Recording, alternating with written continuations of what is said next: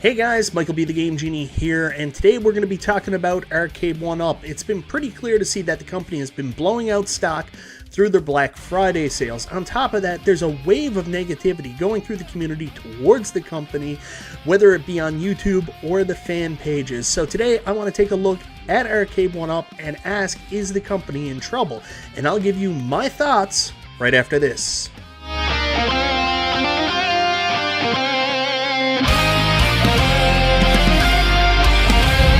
So that's right, guys. Today we're going to be taking a deep dive into Arcade1Up and what is going on with the company, with all these Black Friday sales and stock seemingly being blown out at record low prices, as well as this wave of negativity that's formed within the community, online, on social media, and on YouTube. But before we get started with that, I want to say thank you so much for checking out the video, guys. I always appreciate the support.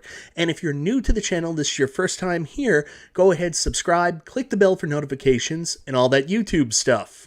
Well, guys, it's been an interesting end of the year for Arcade1Up, as usually around this time we get some of the biggest releases from the company.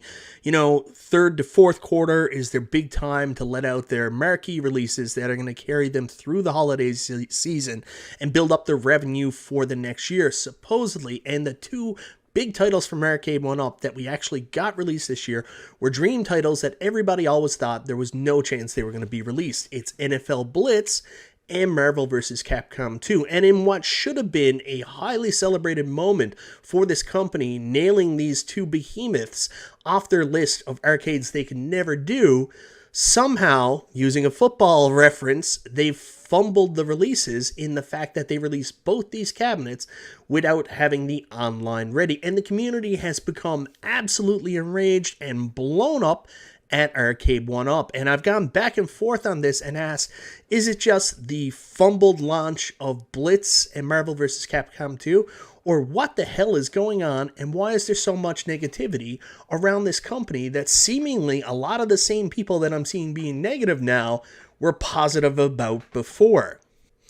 And guys, if it was just community negativity building or spreading, I wouldn't be so worried about it. But what does have me worried is the fact that these two new cabinets don't seem to be selling all that well, specifically here in Canada, as I said I wasn't going to buy either of those cabinets unless they went on sale, which I thought maybe later on next year, which would also give me a chance to save up a little bit of money in order to buy them. But lo and behold, like literally the first week both these cabinets became available to purchase, they went on sale here in Canada. So interest seems to be dying down as well.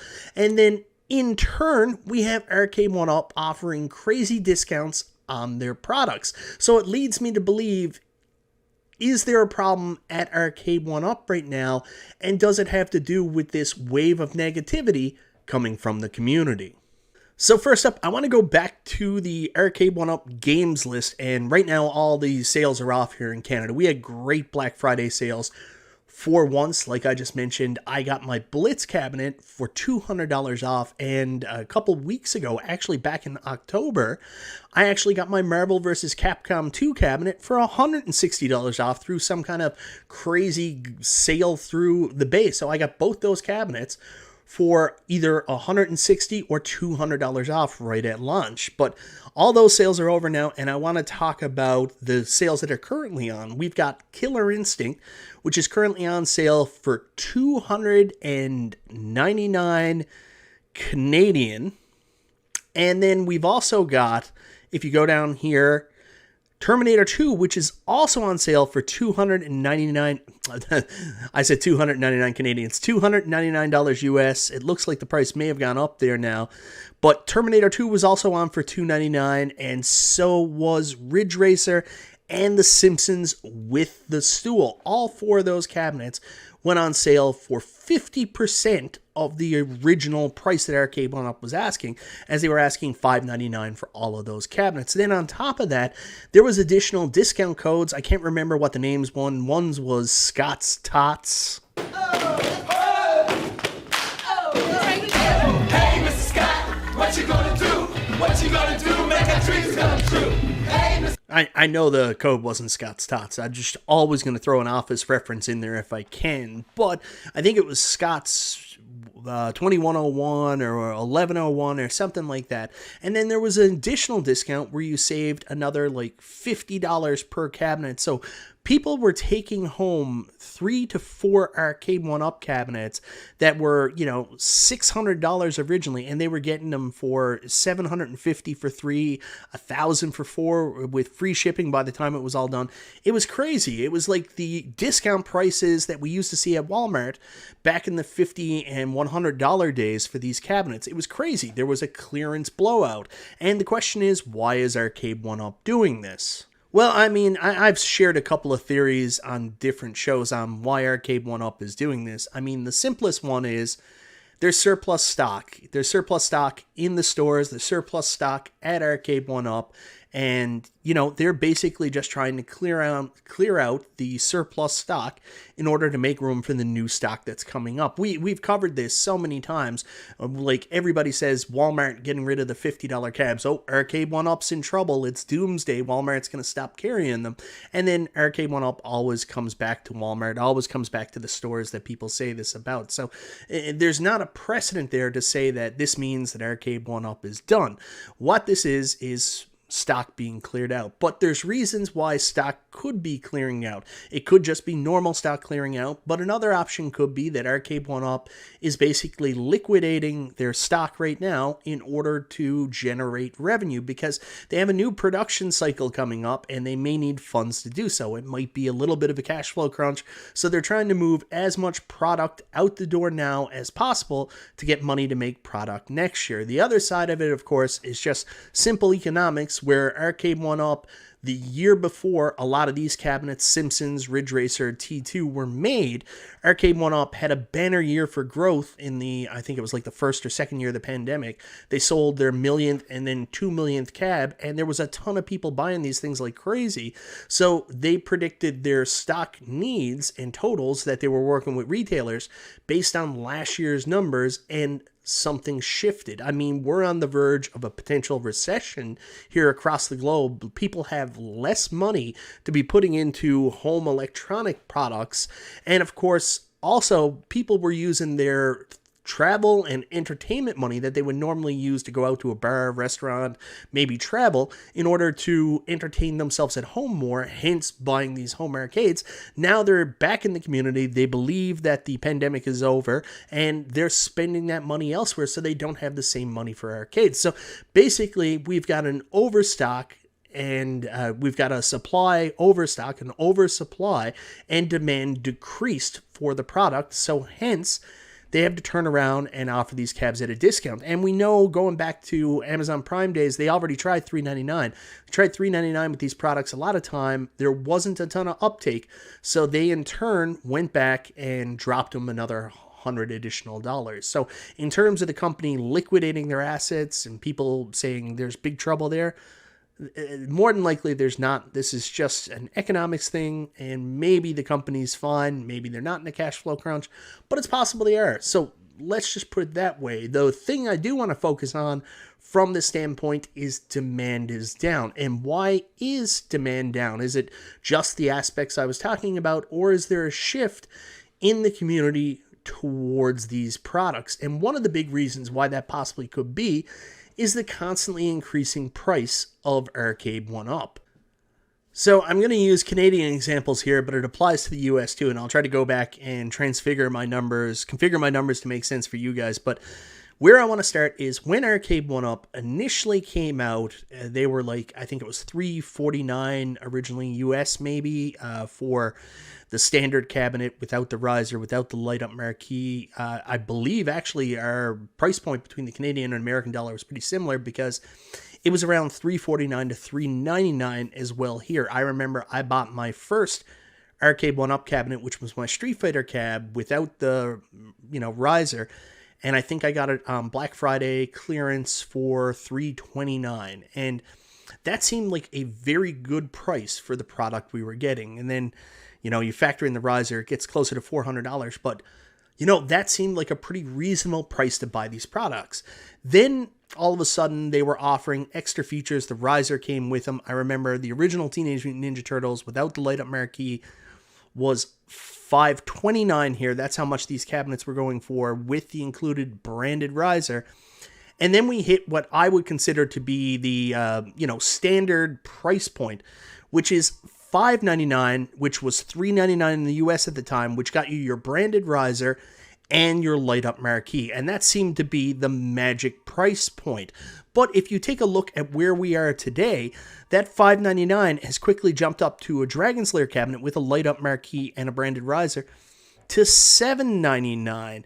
You look at a 4-player cabinet that comes with a stool, $829. A specialty cabinet that comes with guns, $849. Now, I believe this cabinet in the US was originally $699 US, and most of these cabinets are selling for $599. You look at $899 for NBA Jam XL. NBA Jam XL is $699 in the US.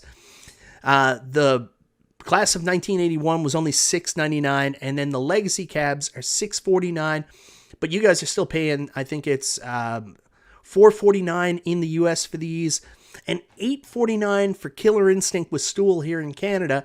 This was a $599 cab in the US. The price point just went astronomical, and you can have your opinions on why that is, whether that's, a lot of people say it's greed on Arcade1Up's part. I don't fully believe that. I do think there is some greed involved there. Excuse me for the cough. I do think there is some greed involved there, as I think there was always a plan to raise their price point over time. But I think the company also realizes they have to be within a certain number in order to make their product viable and for the public to want it. And I think what they were hoping for was a $499 US price point, and then other factors got into place. I could be wrong, but that's my guess. So then you take into consideration other stuff like the Space Invaders, Numbskull cab just came out. And I mean, $300 US for a Numbskull 1/4 scale cabinet compared to an Arcade1Up at, we're getting these now, the ones that are on sale here. Like, for example, you can buy a Killer Instinct Arcade1Up cabinet that comes with a light up marquee, all this Wi-Fi online play, plus a stool for the same price that you can buy that Space Invaders Numbskull arcade cabinet for. So prices have gone up, and that's turned a lot of people off. People want cheaper product, but they're paying more for them. So that's going to turn off a portion of your user base. So we know that price is a major factor, and that's turned a lot of people off. But what about quality? Obviously, there's been a huge upheaval ever since the Blitz and Marvel vs. Capcom 2. The online wasn't ready at launch, and people are saying Arcade1Up's quality is terrible. They're losing their mind. Is it directly related to that, or has this been building for a while? Well, let's just say this isn't the first quality problem with an Arcade1Up cab, and they've been known over the years to be the company that always seems to have one thing wrong. Like, if you go back to last year when a number of issues came up, like the Tron cab, for example, there were problems with the flight stick, and I've covered this in Tedium, where I did a video, it broke, and I had seen a lot of people with broken flight sticks, and if you actually look at the design, there's a problem with the fulcrum point of the stick where the metal only goes up to a certain point and the pressure is much too low, and then if you're aggressive with it and you're playing it like a real arcade, which you think it was, not a toy, it possibly can break because the metal doesn't go up high enough in the actual controller. They were cutting costs, and unfortunately that resulted in a lot of cabs breaking. But of course, I'm an Arcade1Up shill and I don't cover issues like this. And then you move on to the new one this year, and they ran into the problems with the screens and brought in these TN monitors, and Jesus Christ, was that ever bad. I know B will say it's playable and other people say as long as you're directly in front of the screen it's fine. That's true, but we shouldn't have to make that concession to either replace the screen or stand fixed in one spot to look at it. So, of course, then we had ScreenGate. And then, of course, right before that, We had Speakergate, where for some reason all the cabs last year had terrible sound. Now this guy underneath, he said it got fixed. One person told me that they had the speaker wires reversed. That's why we were getting bad sound. And if it's that easy to fix, maybe everybody can go back and fix their cabs. But man, the speaker issues with the last wave of cabs was brutal, and we got brutal sound out of them when this was a problem that never was a problem before. We were always getting great audio. Somehow they screwed it up. And you know, these issues have built and built and built over time until we've reached a breaking point where we are now, where people are pissed off. And that's what the Blitz online issues and the Marvel vs. Capcom 2 online issues were. It's not about specifically those issues. It's just the breaking part of all the little things building up and people being unhappy with Arcade1Up. Now, if you think for some reason I'm making this up and you haven't noticed the negativity with Arcade1Up in the last little while, honestly, go scan the Facebook pages. Honestly, go scan the community threads. Even go back and watch like the last couple 1UP shows they did, that 1UP show, and see some of the comments that were in the live chat. People are angry. They are actually angry at this company. I still like the product. I'm still excited about it. And I've done a lot of soul searching to try to understand why people were angry. And a lot of these reasons are coming up. I have a Canadian group of friends, and we talk all the time. And it seems like the entirety of that group have all turned on Arcade1Up in the last couple of months. And it's a lot for the reason I'm saying. And if you don't believe that, go into YouTube and search Arcade1Up, and you'll see the most popular videos in the last little while with the most views and most like are actually videos talking about why people are dumb with Arcade1Up. For example, this is a video from a YouTuber by the name of Unacceptable Fringe. Just recently purchased the Marvel vs. Capcom 2 arcade, and he now says he is officially done with Arcade1Up. Now, he's a smaller channel with 2.44k views, but yet this video already has 42k views in the past week and 1.1 thousand likes because he is done with Arcade1Up. Then I want to move on to another YouTuber by the name of Show Me Retro, who's been around this space. He starts a video by talking about he started around the same time as P-Dubs, covering home arcade, and now he is no longer making Arcade1Up content. Again, 2 weeks ago, he's got 16k views, 741 likes for a channel with 3,000 views. Go check these guys out. Go check their videos out. I'll link them in the description down below, and you can check out their reasons why they are done with Arcade1Up. So guys, I'm usually a pretty positive guy. You're probably saying, Mike, why are you bringing up all this negativity? Well, it's because this negativity shouldn't just be looked at as negativity, rabble-rousing, and people trying to create problems or say shit about Arcade1Up. The company has to take a hard look at this constant wave of negativity that's coming out now and ask themselves why this is happening. Why are people, not buying as much of our product? Why is supply down? And there's external factors, like I mentioned. I mean, the economy, we're about to go into a recession, people spending their money elsewhere, all that might be possible, but what actually seems to be happening is your hardcore fans, your most interested parties are turning against you. So listen to these reasons, listen to what people are saying, and actually use it as constructive criticism on how you can make the company better. I get called a shill all the time. I know Justin Console gets called a shill all the time, but if you go back and look at our videos, we're making tons of video where we point out Arcade1Up's problems with their products, and we don't do that just because it's a video or it's something to do. I'm a huge fan. I want this product to be good as possible. So when they do something that's not good, I don't make this video to detract people from buying them, to attack them. I make this video to say, hey guys, don't use this TN monitor anymore.